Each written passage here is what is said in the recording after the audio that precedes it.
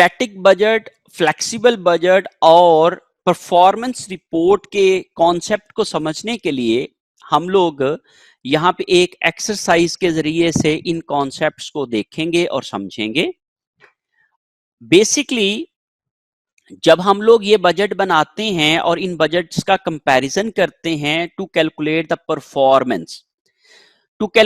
Performance of the organisation or managers or departments or any person, we have to calculate all these figures.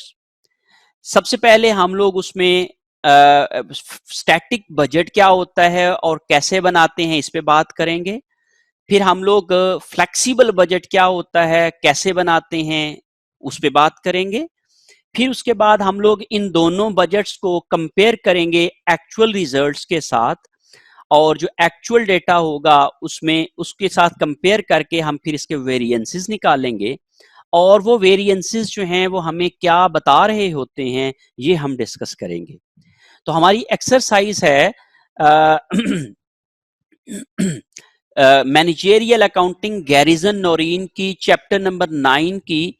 ये exercise cover करती है 9:10 to 9:14, ये 5 questions को cover करती है। तो इसमें जो बेसिक डाटा हमें दिया गया है वो मैंने यहाँ पे एक शीट के अंदर जो है उसको लिख लिया है। हमारे पास जो बजटेड एक्टिविटी होगी दैट इज द 9,000 कार्स इन अगस्त। अगस्त में उन्होंने 9,000 जो कार्स हैं उनको वॉश किया है, एंड पर यूनिट पर कार दे चार्ज $4.9। तो ये उनका जो है वो प्राइस है। तो इस तरीके से अगर हम लोग रेवेन्यू का फॉर्मूला बनाते हैं तो दैट इज 4.9 क्यू। तो यही मैंने यहाँ पे मेंशन कर दिया है। तो यहाँ पे मैंने लिख दिया 4.9 Q and number of cars जो के बजटेड एक्टिविटी थी that was 9,000। So because this is planned at the start of the year, before the year, and that's why this remains same for the whole year. That is called static budget activity, और इसके इस लिहाज से हम लोग जब budget बनाएंगे तो उसको हम लोग स्टैटिक बजट बोलेंगे। Okay, next one is the cost formulas. Cleaning supplies is only variable cost and the formula is 0.8 Q।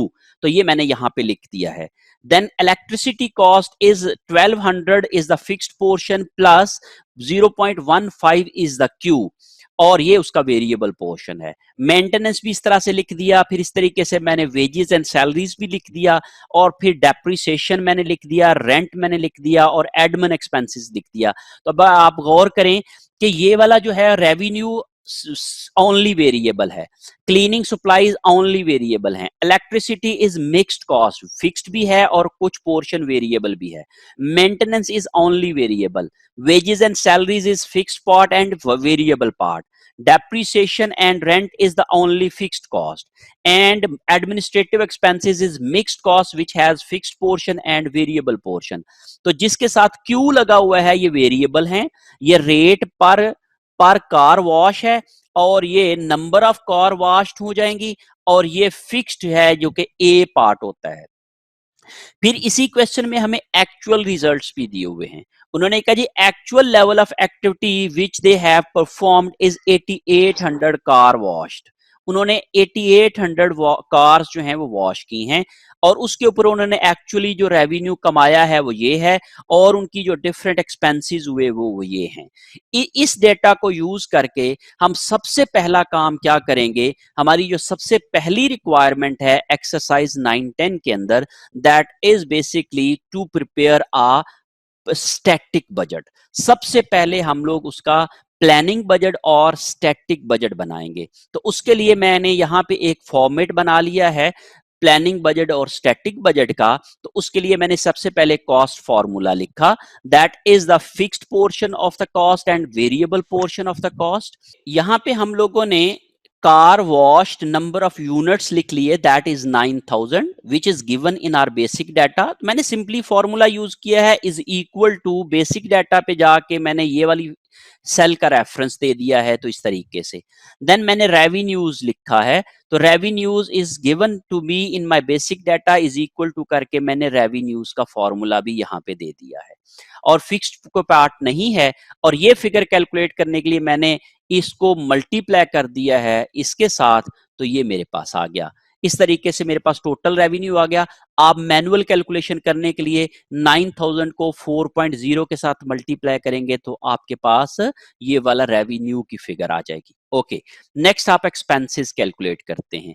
तो सबसे पहले मैंने वही वाले एक्सपेंसेस जो उस बेसिक डाटा में दिए हुए थे उसी को ही मैंने यहाँ पे रेप्लिकेट कर लिया है। इसी तरीके से जैसे मैंने ऊपर एक रेफरेंस दिया था तो मैंने यहाँ पे भी रेफरेंस दे दिया है, इज इक्वल टू मैंने इस फिगर का रेफरेंस दे दिया, और इसी लिहाज से मैंने ये सारे रेफरेंसेस को नीचे कॉपी कर दिया। तो इस तरह से मेरे पास ये सारे के सारे आ गए, और चूंकि ये वाली फिगर जो है वो मेरे पास 0 हैं तो मैंने उनको डिलीट कर दिया है। अगर मैं रहने भी दूं तो कोई फर्क नहीं पड़ता, और इसी लिहाज से मैंने इनके रेफरेंसेस भी दे दिए इज इक्वल टू करके, मैंने इनके रेफरेंसेस भी दे दिए। तो ये वाले रेफरेंसेस जो हैं जब मैंने इनको कॉपी किया तो ये भी मेरे पास जो है वो यहाँ पे कॉपी हो गए। इस लिहाज से आप देखें कि ये वाले जो है वो मेरे पास यहाँ पे ये वाली फिगर्स आ गई कि ये 12,000 सेम मैंने वही वाली फिगर्स यहाँ पे क्या कर ली हैं, रेफर कर ली हैं, और कुछ नहीं किया। अब मैं इनका फॉर्मूला आपको बताने लगा हूं। सिंपली आपने क्या करना है, Q को साथ मल्टीप्लाई करके इस फिगर को लिख देना है। तो आपको, आप जरा गौर करें, मैंने फॉर्मूला लिखा हुआ है, that is the formula is equal to, मैं इसको दोबारा से लिख देता हूं, इज इक्वल टू, मैंने कहा कि ये वाली फिगर प्लस ये वाली फिगर, ब्रैकेट शुरू करूंगा, ये वाली फिगर मल्टीप्लाई बाय Q। अब आप जरा गौर करें मेरा फॉर्मूला क्या बन रहा है, A plus B X B Q, A plus B Q, वो जो हम कॉस्ट का फॉर्मूला लिखते हैं बिल्कुल उसी तरीके से। तो मैंने इसको फिक्स कर दिया, चूंकि मुझे 9000 हर जगह पे रिपीट करना है, तो इस तरीके से मैंने ये फॉर्मूला बना लिया, और इसी फॉर्मूला को मैंने ड्रैग डाउन करके सब जगहों पे कॉपी कर लिया। तो मेरे पास ये सारी फिगर्स आ गई, इन सब को मैंने सम किया तो मेरे पास ये वाली फिगर आ गई, और इनकम कैलकुलेट करने के इज इक्वल टू रेवेन्यूज में से मैंने इनकम को माइनस किया तो मेरे पास ये वाली फिगर आ गई। इस तरीके से आप क्या कर सकते हैं, ये तमाम फिगर्स को कैलकुलेट कर सकते हैं। अब ये हमारे पास एक स्टैटिक बजट बन गया है, जिसको मैं प्लानिंग और स्टैटिक बजट कहूंगा। याद रखिएगा, मैंने वही वाले बजट फॉर्मूलाज यूज किए हैं, और लेवल ऑफ एक्टिविटी वो यूज की है जो मैंने साल के स्टार्ट पे की थी, that was 9000, that was planning budget activity. इसके साथ मैंने मल्टीप्लाई कर दिया तो मेरे पास स्टैटिक बजट और प्लानिंग बजट बन गया। इसको, इसके बाद हम लोग इसकी बेस के ऊपर हम ये कहते हैं कि हम first level of variance analysis करते हैं, हम first level of performance evaluation करते हैं। So performance evaluation is basically the assessment of the factors, और यू मे से the difference of revenues and expenses or the income of the company or a department, कि हम लोगों की जो income है जो हमने प्लान की थी वो एक्चुअली कितनी आई है, इनको कंपेयर करके जो हम लोग वेरिएंस के निकालते हैं, इसको हम परफॉर्मेंस रिपोर्ट कहते हैं। अब आप जरा गौर करें कि हमने ये कहा कि we prepared a budget on 9000 units, 9000 के ऊपर हमने प्लान किया कि we will earn 5950 income, and we will have 44100 revenues and 38,150 expenses, and every expense की फिगर भी हमें मालूम पड़ गई। इस तरीके से हम ये कहते हैं कि we planned this, but when we see actual data, तो वो हम लोगों ने कहा जी एक्चुअल क्या आया है वो ये हमारे पास है। तो जब हम लोग इन दोनों को कंपेयर करेंगे तो हमारे पास first level of performance report बनेगी। So performance report is comparing the budgeted figures with the actual figures. We have to check whether we have performed according to our plan or not, whether we have achieved our targets or objectives or not. तो इस चीज को check करने के लिए हम एक report बनाते हैं, that is called performance report.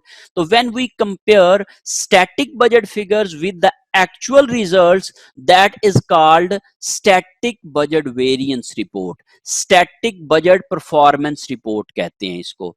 अब ये क्या होती है ये मैं आपको समझाने लगा हूं. हमने कहा जी ये एक्चुअल रिजल्ट्स हैं, तो मैंने ये तमाम जो मेरे बेसिक डाटा में एक्चुअल रिजल्ट्स थे वो मैंने यहां पे कॉपी कर लिए हैं. मैंने सिंपली इक्वल टू का साइन करके बेसिक डाटा के ऊपर जो फिगर्स थी इनको मैंने रेफर कर लिया है. इक्वल टू का साइन करके सारी फिगर्स को मैंने इसी तरीके से रेफर कर लिया, इसको प्लस कर लिया और ये वाला कर लिया. और इसी तरीके से मैंने जो अभी मैंने बजट बनाया है जिसको मैं स्टैटिक बजट बोल रहा हूं, which is my level of activity which is at my 9000 level of activity, इसको भी मैंने वही वाली फिगर स्टैटिक बजट से रेफर कर ली हैं सारी की सारी, और ये मैंने तमाम फिगर्स उसको रेफर करके प्लस कर लिया है. When we have a difference between these two figure which is this, मैंने क्या किया है इन दोनों फिगर्स का डिफरेंस लिया है और मैंने यहां पे शो कर दिया है. और मैंने ये ख्याल रखा है कि बड़ी वाली फिगर को मैं पहले लूं और छोटे वाली फिगर को दूसरे जगह पे लूं ताकि मेरी पॉजिटिव फिगर आए. अदरवाइज मैं अगर एक फॉर्मूला लगाऊंगा तो फिर मेरे पास जो है वो कुछ प्लस भी आएंगी कुछ माइनस आएंगी. सो मैंने क्या किया है 9000 minus 8800 that is 200, 44100 minus 43080 that is 1020. तो इस तरीके से मैंने ये सारी फिगर्स को कैलकुलेट कर लिया. अब आप जरा इस रिपोर्ट से अगर देखते हैं तो what does this report gives us the information. This report tells us that we planned that in next month we will earn 5950 as an net operating income, but actually we earned 3140 and we were short of income of by 2810. ये मैं आपको वो comments बता रहा हूं जो आप लोग इस रिपोर्ट के ऊपर कर सकते हैं. Actually we planned a net income of 5950 but we earned an income of 3140. In this way we were short of 2810 income. And what are the causes of this shortage of income? That might be revenues or that might be cost. We may have a shortage of revenue or we may have over expensing of costs. ये दो वजूहात हो सकती हैं. तो हमने ये कहा कि हमने जब रेवेन्यूज को देखा तो हमने कहा जी कि हमारे रेवेन्यूज होने चाहिए थे 44,100 लेकिन वो हुए कितने 43,080. We were short of 1,020. That's why this is unfavourable. हमने प्लान किया था 44,100 का रेवेन्यू लेकिन हमें एक्चुअल रेवेन्यू मिला 43,080 का. तो इस तरीके से हमने 1020 का अपना रेवेन्यू कम कमाया. That's why this is unfavourable situation. Okay और इसका फॉर्मूला ऊपर लिखा हुआ है. ये इफ फंक्शन यूज हुआ है. ये इफ फंक्शन कैसे यूज करते हैं ये मैं आपको अभी बता देता हूं. आप यहां पे देखें इस फॉर्मूला के ऊपर क्लिक करेंगे तो मैं लॉजिकल टेस्ट लिखूंगा. क्या लिखूंगा मैं यहां पे, मैं ये कहता हूं कि if this figure is mean budgeted revenue is more then actual revenue. Sorry यहां पे हाँ सॉरी यहां पे लिखा है उसने if budgeted revenue is more than actual revenue, E9 is more than C9. and what if true, अगर ये situation true है तो वो लिखा है कि भाई डबल कॉमास में मीन यू अनफेवरेबल लिख दो. ठीक है कि नहीं. जैसे मैं इसको लिखूं अनफेवरेबल FAVORABLE. मैं कहता हूं कि ये जब आप ये ट्रू हो तो अनफेवरेबल पूरा लिख दो. एंड अगर ये गलत हो फॉल्स हो तो फिर एक और शर्त लगाओ. ये क्या हो कि if this is more than this mean E9 is less than C9 then क्या लिख दो, अनफेवरेबल के बजाय फेवरेबल लिख दो, FAVOURABLE, फेवरेबल लिख दो। और अगर ये दोनों ही कंडीशन ट्रू नहीं है तो फिर क्या कर दो, खाली छोड़ दो। ये मैंने खाली के लिए क्या करते हैं, डबल कॉमास डाल के छोड़ देते हैं। इज इक्वल टू जब आप इसको करेंगे तब आप जरा गौर करें कि यहां पे मैंने यू की बजाय पूरा फेवरेबल और अनफेवरेबल लिखा था, तो उसने पूरा अनफेवरेबल लिख दिया है। ठीक है जी, मैं इस फॉर्मूला को आपको दोबारा से करके बता देता हूं। आप इस सेल पे जाएंगे तो एफ का दबा दें, ये इफ का फंक्शन दबाएं, ओके कर दें। अब लॉजिकल टेस्ट लगाने लगा हूं। मैं ये कहता हूं कि this cell should be greater than का साइन दबा दिया, दिस सेल, ये लॉजिकल टेस्ट हो गया। और अगर ये ट्रू है तो आप क्या करो कि डबल कॉमास 2 दफा दो और उसके अंदर जो आपने प्रिंट कराना है वो लिख दो। तो मैं कहता हूं अनफेवरेबल लिख दो। और अगर ये ट्रू है, अगर ये फॉल्स है तो फिर एक और इफ फंक्शन लगाओ, इफ, तो उसके अंदर क्या करो, क्या करो जी कि if this amount is less then this amount, तो क्या करो जी,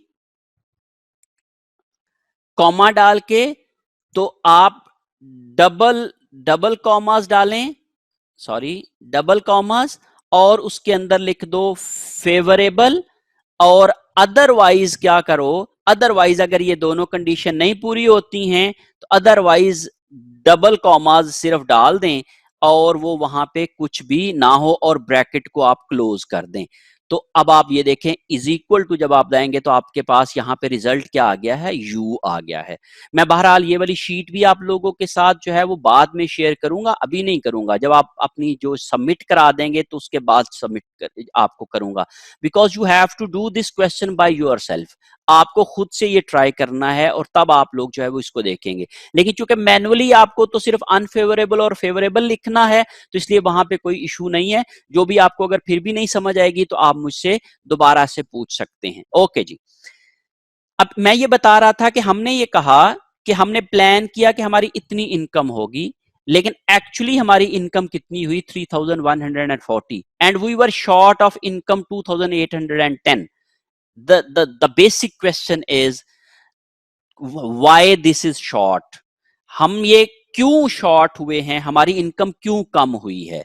तो उसकी दो वजूहात हो सकती हैं कि हमने कहा जी हमारे रेवेन्यूज कम थे और हमारे, अच्छा ये क्या बताती है जी कि रेवेन्यूज की वजह से कितनी कम है और एक्सपेंसेस की वजह से कितनी कम है।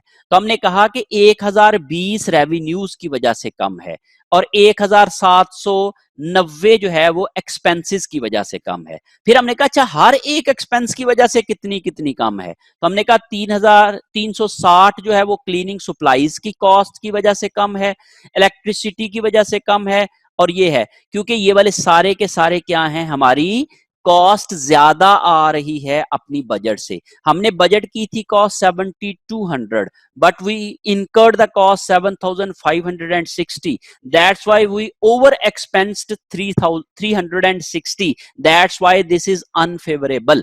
और यहां पे हमने कहा प्लान किया था 44,100 का revenue, but we only gained 43,080 revenue, that's why we were short of revenue 1020, that is also unfavourable situation. तो हमने हर एक एक्सपेंस का भी किया और ये वाला भी किया। यहां पे हम लोगों ने सबसे पहले जो फर्स्ट लेवल परफॉर्मेंस रिपोर्ट होती है तो हम इसमें ये देखते हैं to what extent or to what amount our actual results differ from our budgeted results। हम actual results से budgeted results में कितना difference में हैं, कितना short हैं या excess हैं, whether we have achieved our target or not, this report gives us the answer of this question। इससे अगला step जो है वो हमारा है कि हम flexible budget बनाएंगे। This is just like static budget.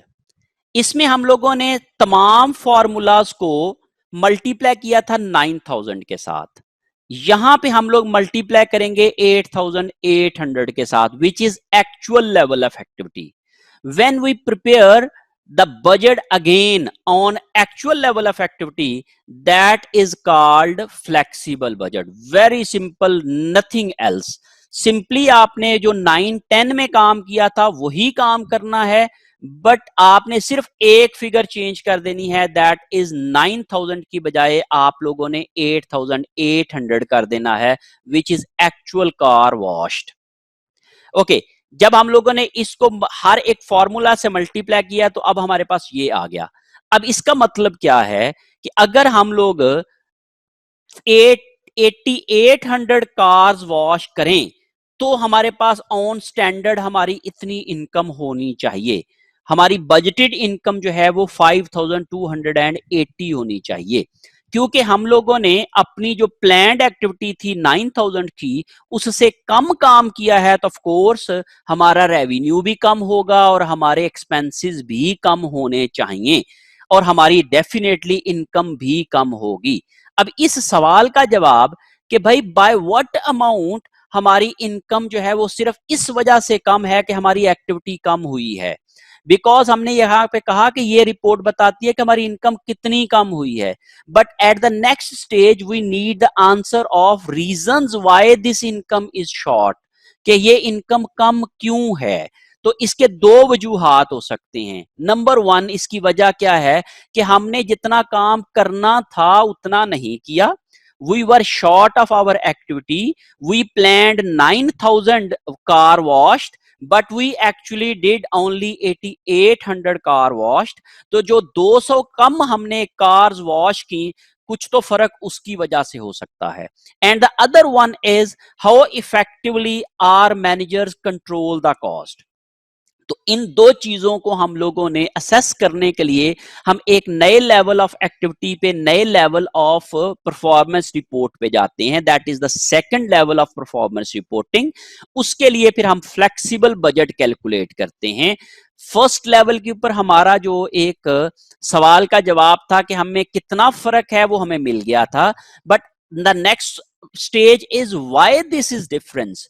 तो this might be due to, अब अगर आप यही वाला सवाल जो है वो अपने मैनेजर से पूछें कि भाई क्यों कम हुआ है, ये आपकी जो इनकम क्यों कम हुई है, तो वो कहेगा जी हमने चूंकि कारें कम धोई हैं इसलिए कम इनकम हुई है। तो भाई what is the impact of less level of activity, इस चीज को निकालने के लिए हम फिर बजट को दोबारा से प्लान करते हैं और एक्चुअल लेवल के ऊपर बजट बनाते हैं, ताकि वो जो लेवल ऑफ एक्टिविटी का फर्क है उसको इलिमिनेट कर सकें। तो इसको हम लोग फ्लेक्सिबल बजट बोलते हैं। और फ्लेक्सिबल बजट बनाने का बड़ा ही आसान तरीका है, आपके पास कॉस्ट फॉर्मूलाज होते हैं, उनको सिंपली आप क्या करें कि एक्टिविटी लेवल उसमें रिप्लेस कर दें और नई अमाउंट्स कैलकुलेट कर लें।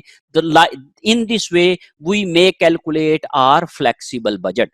फिर जब हम लोग फ्लेक्सिबल बजट को और स्टैटिक बजट को कंपेयर करते हैं तो हम लोग जो डिफरेंस होता है that is our activity variance, कि भाई एक्टिविटी कम होने की वजह से कितने रेवेन्यूज कम हुए हैं और कितने एक्सपेंसेस कम हुए हैं।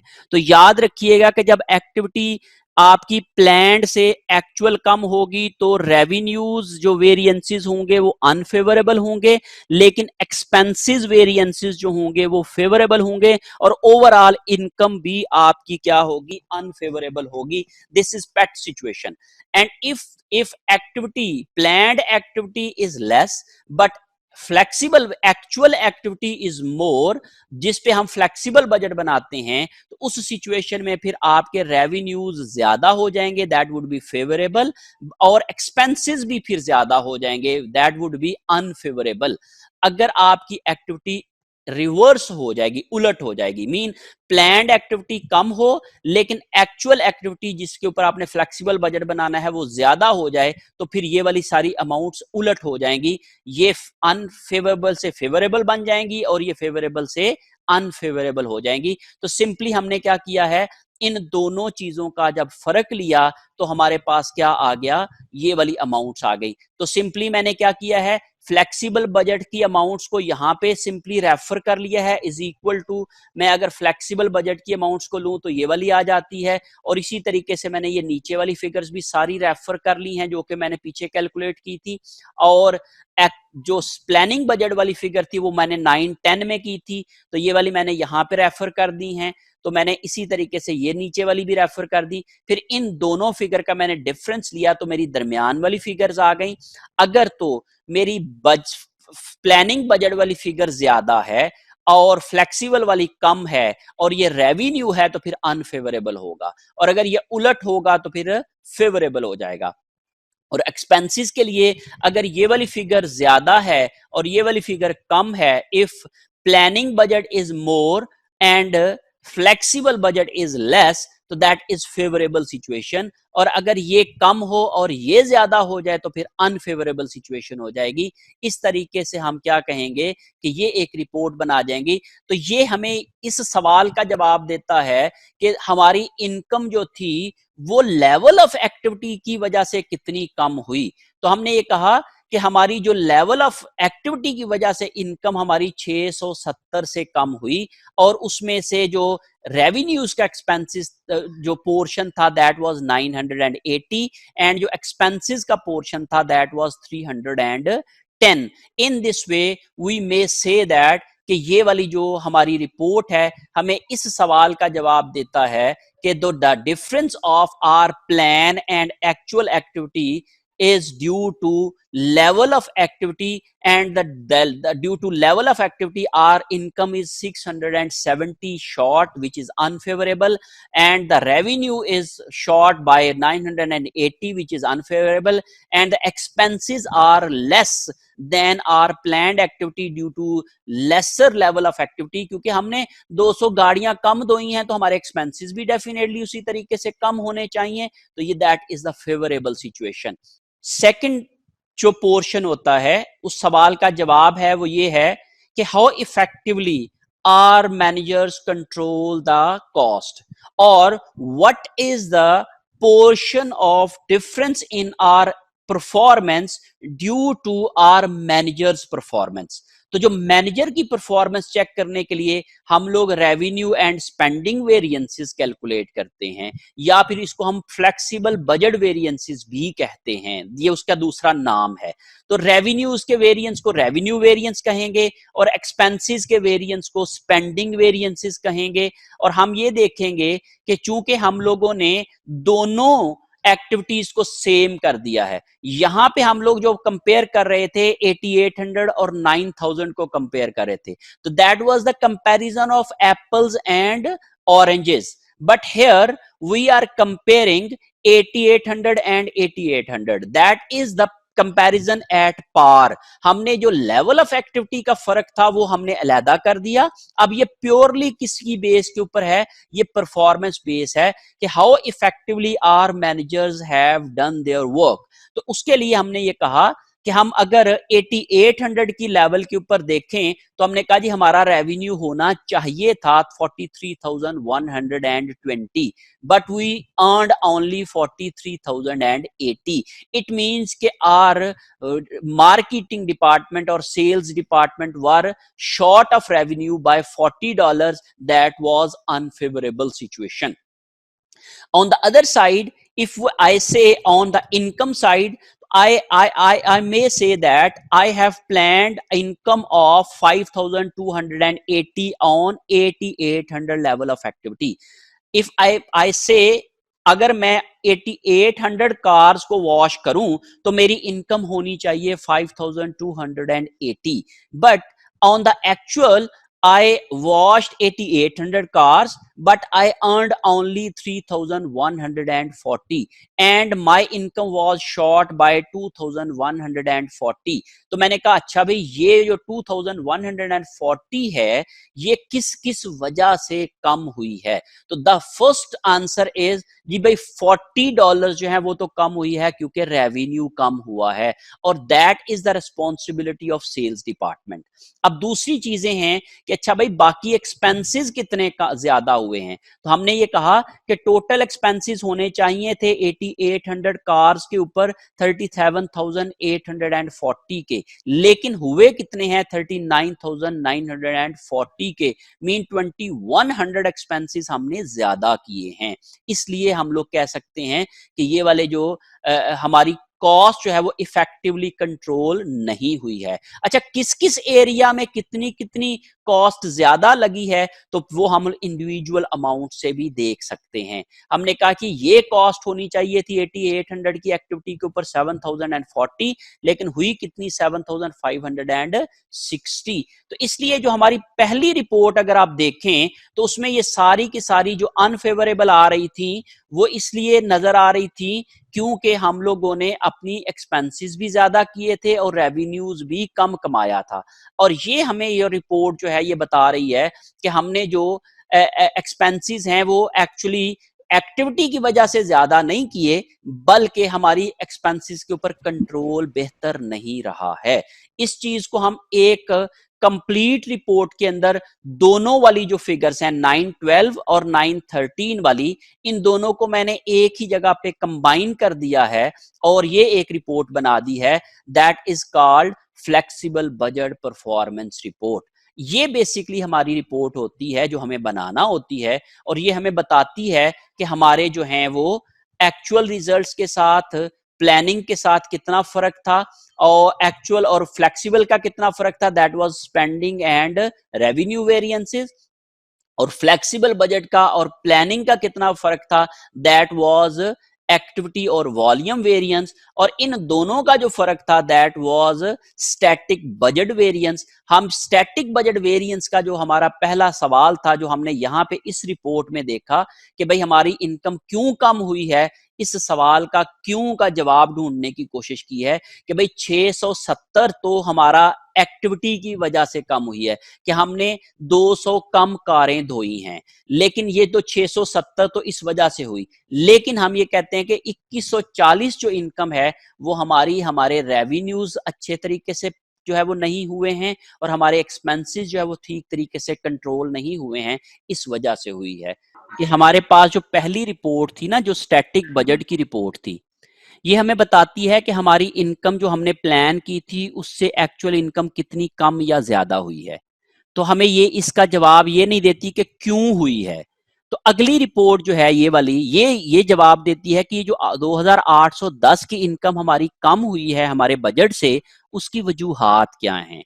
तो हम ये कहते हैं उसकी दो वजह हो सकती हैं। नंबर वन वजह क्या है कि हमने जितने यूनिट प्लान किए थे उतने बेचे नहीं हैं, इसकी वजह से एक्टिविटी कम परफॉर्म की, तो इसकी वजह से इनकम कम हुई। बड़ी सादा सी बात है ना, कि हमने ये कहा जी कि चूंकि उतनी मार्केट में हमारे पास गाड़ियां आई ही नहीं, इसलिए हम लोगों ने उतनी धोई ही नहीं, तो इस वजह से हमारी इनकम कम हुई है। तो हमने कहा जी अच्छा भाई ठीक है, इसका जो इम्पैक्ट है वो हम अलहदा कर लेते हैं, इसको हम कहते हैं वॉल्यूम और activity variance. Okay, that was the 670 was the income, और उसका जो ब्रेकअप है वो 980 were revenues due to this level of activity short, और 310 expenses were saved due to this level of activity were short. Okay, the other part of this difference is whether our managers or departments or the organization have effectively controlled the costs or controls the revenues। तो उसके लिए फिर हम लोग ये वाला portion calculate करते हैं। तो ये पोर्शन हमें बताता है कि हमारे जो मैनेजर्स हैं उनकी जो परफॉर्मेंस है उसकी वजह से हमारी इनकम जो है वो 2140 कम हुई है। We can not ask everybody about this, we can only ask 200 shortage of units to the sales department or sales team, but we cannot ask the production or operational team on these figures. We can ask only on these figures क्योंकि ये उनके control में थी, ये उनकी responsibility थी। तो इसलिए हमने कहा कि अगर हम लोग एक्चुअल रिजल्ट्स के एट पार बजटेड रिजल्ट्स को लेके आए तो जो प्योरली फर्क निकलते हैं वो मैनेजर्स की परफॉर्मेंस की वजह से हैं और कॉस्ट की इफेक्टिवली कंट्रोल को शो करती हैं। तो हमने कहा कि हमारे जो रेवेन्यूज हैं वो कम हुए 40 रुपए से, और जो हमारी एक्सपेंसेस हुए वो 2100 से ज्यादा हो गए, जो कि 2100 कम होने चाहिए थे ना बजट के मुताबिक। और ओवरऑल हमारी इनकम 2140 से कम हुई, जो कि हमारी बजट के मुताबिक होनी चाहिए थी। और वो जो 2100 के जो एक्सपेंसेस ज्यादा हुए हैं, वो किस किस मद में कितने कितने ज्यादा हुए हैं, वो ये रिपोर्ट जो है वो हमें कंप्लीटली बताती है। तो basically this report gives us the answer of the reasons why our income was short. और अगर ये एक्सेस होती तो हमें बताती कि who are basically the responsible of excess of income, or who are responsible for the shortage of income, and to what extent। ये वाली फिगर्स जो है वो हमें मैनेजर्स की परफॉर्मेंस का बताती हैं, और ये वाली फिगर जो है वो हमें ड्यू टू एक्टिविटी लेवल जो हमारी इनकम कम हुई है ये उसका मतलब बताती हैं। तो ये ओवरऑल परफॉर्मेंस रिपोर्ट जो है ये सेकंड लेवल परफॉर्मेंस रिपोर्ट है, ये फर्स्ट लेवल परफॉर्मेंस रिपोर्ट है, ये सेकंड लेवल परफॉर्मेंस रिपोर्ट है। फर्स्ट लेवल हमें बताता है कि हमारी इनकम में डिफरेंस कितना है, बस कितना का जवाब देता है। ये हमें जवाब देता है कि क्यों है, ये उस क्यों का जवाब देता है। समझ गए बात को? और इससे अगले लेवल के ऊपर जब हम करेंगे तो फिर हम इसका फिर ऑपरेशन करेंगे कि भाई ये वाली जो चीजें हैं इनका फर्दर वजूहात क्या हैं, वो हम सवाल पूछने के लिए उसके ऊपर करेंगे। वो मैं अभी नहीं बता रहा हूं, मैं आपको नेक्स्ट टॉपिक में बताऊंगा जब इसकी बात आएगी। अभी तक आपको इस रिपोर्ट को पढ़ना, इसको कमेंट करना, इसको अंडरस्टैंड करना आपको समझ आ गई है तो फिर बताएं प्लीज।